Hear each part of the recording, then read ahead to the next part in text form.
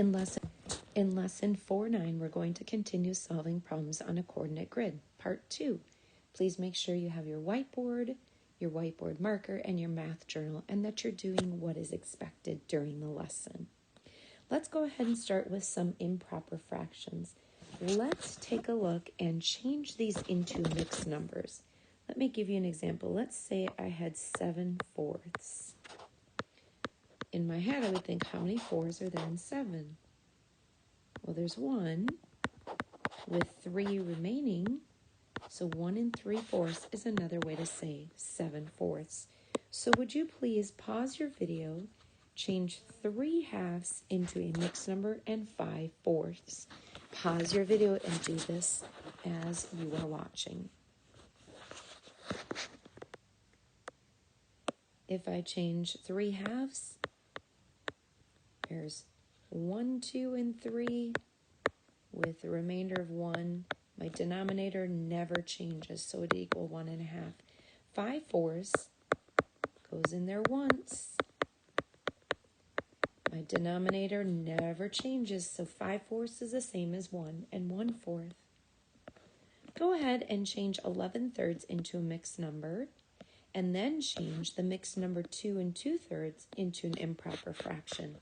Let me remind you, if I had 4 1/3, you can take the denominator times the whole number and add in the numerator. So 3 times 4 is 12, plus 1 is 13. Denominators never change, so 13/3. Go ahead and complete 11/3 into a mixed number and 2 2/3 into an improper fraction. Pause the video to complete this. 11/3, 3 goes into 11. 3 times 3 is 9, so there'd be 2 left over. 3 2/3. Here I multiply the denominator times the whole number plus the numerator. So 3 times 2 is 6, plus 2 is 8, 8/3. Another way to say that, if I did 2 2/3, is to take and borrow 1, make it equal to a fraction equal to 1, and then another one equal to 1. Add those all together. 2 plus 3 is 5, plus 3 is 8, 8/3. For the next two, I want you to write another way to write that mixed number with the same denominator, but being equivalent. So let me give you an example. If I have 2 4/3, another way I could name that would be to borrow from the 2 and make that equal to 1, and then using the same denominator, make that equal to 1 that I borrowed. Add those together. 1 7/3 would be another way to name that way using the same denominator. So would you go ahead and try that for 1 7/5 and 5 7/2? Go ahead and pause the video. You should have completed this. Being trustworthy and honest means that you are doing this even when I'm not watching. All right, so I'm going to borrow from the 1, and I'm going to add a fraction that would have fifths as my denominator, and then whatever number I put on the top, it has to equal 1. So whatever is on the bottom, I put on the top. Add those two together. 12/5 is another way to say that. I'm going to borrow from the 5 and make that equal to 4. I'm going to change that whole number into a fraction equal to 1. My denominator is 2, so I'm not going to change that. 2/2 is the same as the 1 that I borrowed from here. So equals 4. Add the 2 that are together. The numerator is 7, plus 2 is 9. My denominator does not change. So 4 9/2 is the same as 5 7/2. Let's go ahead and move into journal page 138. Graphing data as ordered pairs.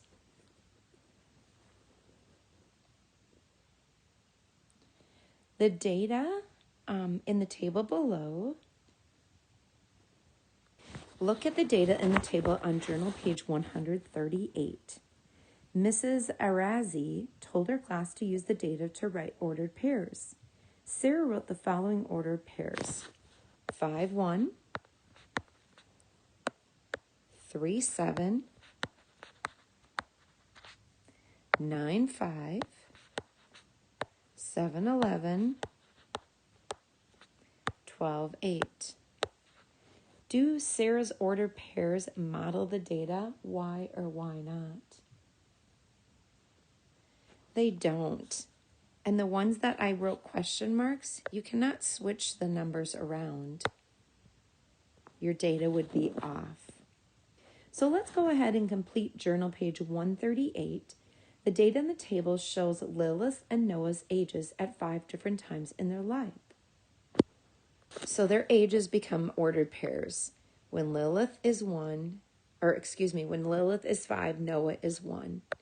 When Lilith is 7, Noah is 3. When Lilith is 9, Noah is 5. Go ahead and fill this out in your math journal. When Lilith is 11, Noah is 7. And when Lilith is 12, Noah is 8. Now let's go ahead and plot the points on the grid. So the first one, 5, 1, over 5, up 1. 7, 3, over 7, up 3.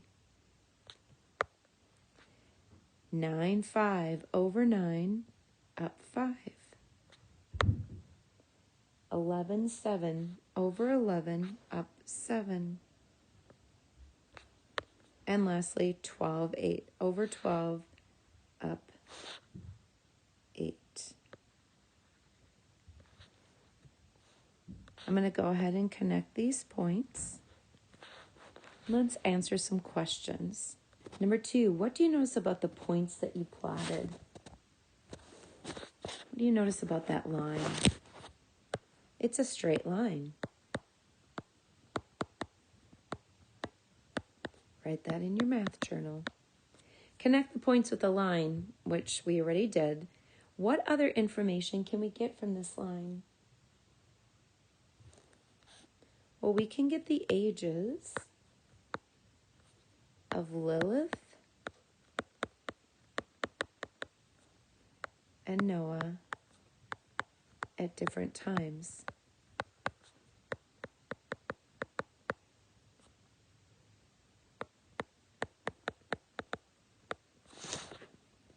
So even though I didn't plot 8, 4, I would still be able to tell that because it falls within that line. Number 4, use the line to determine the ages of Lilith and Noah at various points in their lives. So 4a, when Lilith is 8 years old, okay, so we go over to Lilith's. Lilith is on this line, so we go over 8 and we go straight up. Then I'm going to go over to the left and say, how old is Noah? Well, it goes right to 4. Noah is 4. When Noah is 6, so now we have to look at Noah. He's the y-axis. This is the y-axis in red. When he's 6, let's go across. How old is Lilith? Let's look at the x-axis. She's 10 years old. How old will Lilith be when Noah's 11? So we're going to go ahead and look at the y-axis to get Noah at 11. Now what I need to do is extend that line because I know it goes straight, and then go ahead and go straight down from there. How old will Lilith be? She would be 15. How did we solve problem 4C? Well, we followed, write this in your math journal, the y-axis, and that's the line that runs vertical up and down. It's called the y-axis. Up to 11.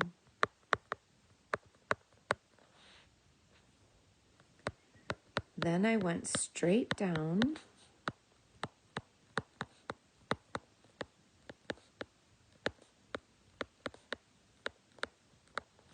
to the x-axis.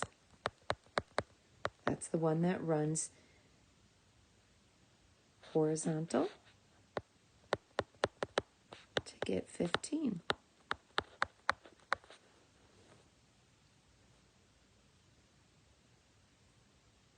So who's older, Lilith or Noah?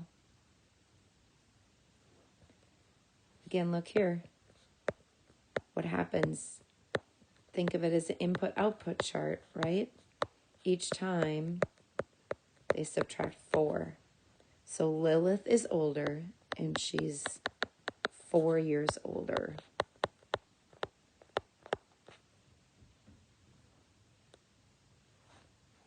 Moving on to journal page 139. Journal page 139. Forming and graphing ordered pairs. For each data set, fill in the missing values and write the data as ordered pairs. Plot the points on the grid and connect them using a straight edge. Use the graph to answer the questions. So Dean, number 1, is raising money for charity. He earns $2 for each lap he runs around the gym. So for each one, he gets $2. So we're going to multiply by 2. So let's fill out the y-axis, which determines the amount of laps that he's run, and the y-axis, which is the money he's earned. 1 lap gives him $2. 2 laps, 2 times 2 is 4. Let's skip down to number 4. 4 laps, 4 times 2 is 8. So if we know he earns 6, we move the opposite direction. So we do the inverse, which is divide. 6 divided by 2 is 3. So the ordered pairs, fill that in, is 1, 2, 2, 4, 3, 6, and 4, 8. Let's go ahead and plot those points. 1, 2 over 1 up 2.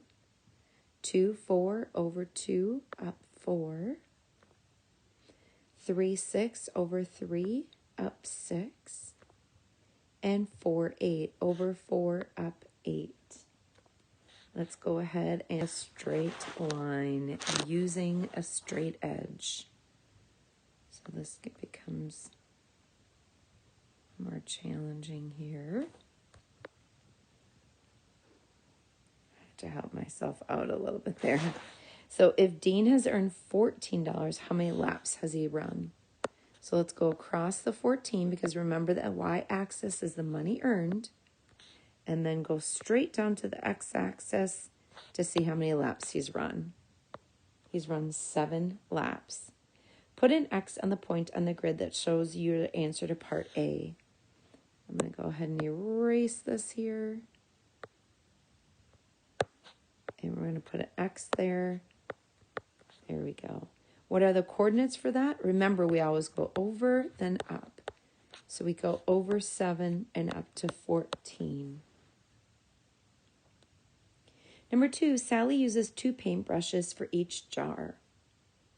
Let's go ahead and brushes. She's dividing them up, 2 per jar. So 2 divided by 2 is 1. 4 divided by 2 is 2. Skip the next one for just a minute. 8 divided by 2 per jar is 4.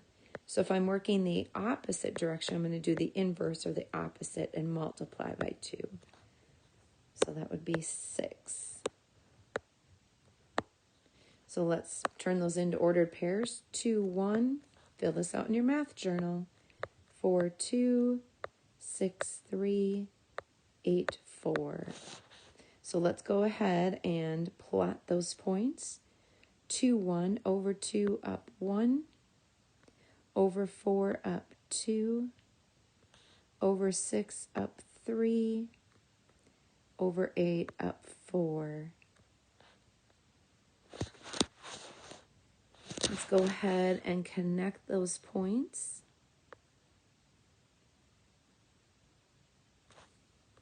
Connect that with one straight line. A, if Sally uses 6 jars of paint, how many brushes will she need? So if we're looking at if Sally uses 6 jars of paint, I'm going to look there. So I'm looking for the y-axis. And 6, I'm going to go across. And then go straight down. How many will she need? She'll need 12 brushes. Put an X on the grid that shows your answer. So put an X there. What are the coordinates for the point you marked with an X? It's over 12 and up 6.